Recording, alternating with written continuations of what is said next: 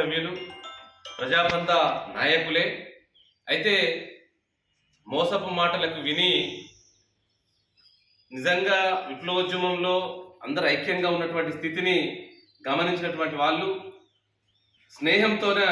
వాళ్ళు ఇప్పటి వరకు ఎన్డీ పార్టీలో ఉన్నటువంటి ఎస్కే రఫీక్ కానీ, మా తమ్ముడు ఎల్లయ్య కానీ, అట్లాగే రాజు లాంటి కానీ ఇక్కడ 2004 నుంచి విప్లవోద్యమంలో భూముల పంపకం నుంచి లేదా అనేక పోరాటాల్లో కీలకంగా ఉన్నటువంటి తమ్ముళ్ళు నిజమైనటువంటి వాళ్ళు ఎవరు, లేదా నిజంగా సిన్సియర్గా ప్రజా ఉద్యమంలో పనిచేసే వాళ్ళు ఎవరైనటువంటి విషయాన్ని గమనించి ప్రజా ఉద్యమంలో వాళ్ళ భాగస్వామ్యంని